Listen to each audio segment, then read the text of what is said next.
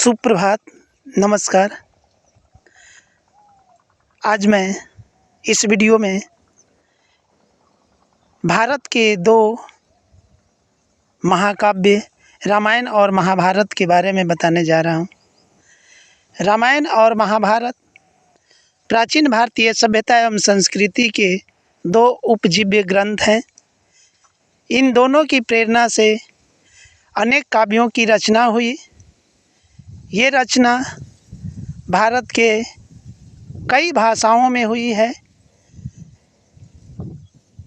रामायण में 7 कांड है, जिसमें अयोध्या कांड सबसे महत्वपूर्ण है। इस कांड में एक ओर जहाँ मानव की महानता और उसके आदर्श की चरम सीमा दिखाई देती है, तो दूसरी ओर स्वार्थ की भी चरम सीमा दिखाई देती है। राम के रूप में मर्यादा पुरुषोत्तम का आदर्श, उनकी महान कार्यशैली, चरित्र व्यक्ति, समाज एवं राष्ट्र के लिए प्रासंगिक है, तो दूसरी ओर भरत का त्याग, तपस्या और तपोबल, भ्रातृत्व प्रेम अनुकरणीय है।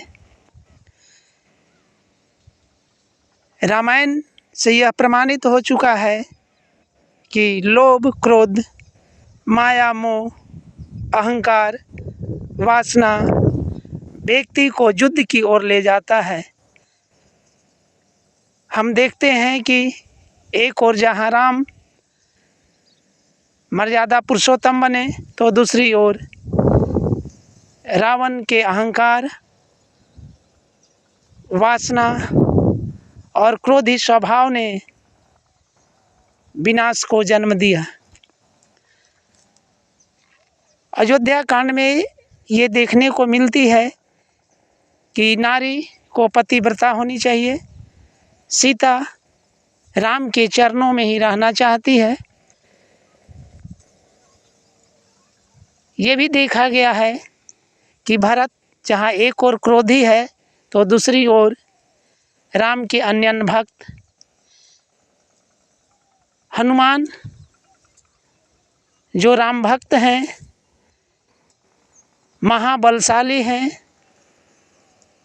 उनके अंदर अहंकार की एक भाव कहीं भी दिखाई नहीं देती है।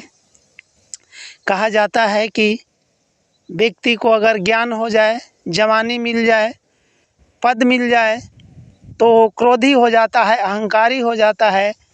और राम ऐसे आदर्श पुरुष हुए जिन्हें सब कुछ प्राप्त था, फिर भी विनम्रता के आदर्श प्रतिमूर्ति बने रहे।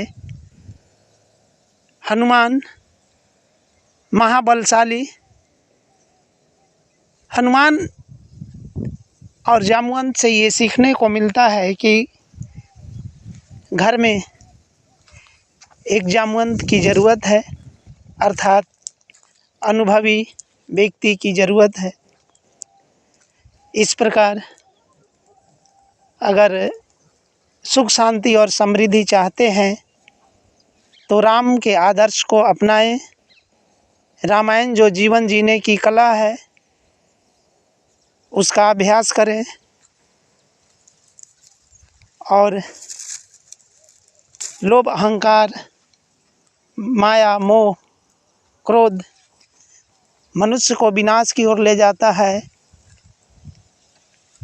अगर रावण और दुर्योधन का चरित्र अपनाएंगे, तो विनाश के मार्ग पर जाएंगे।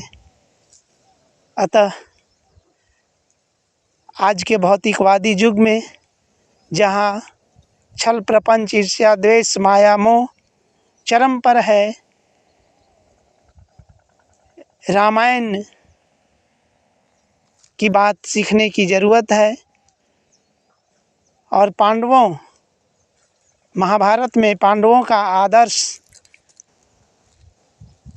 ये भी प्रासंगिक है, जिसे अपनाकर व्यक्ति, समाज और राष्ट्र को सुख, शांति और समृद्धि के मार्ग पर ले जाया जा सकता है।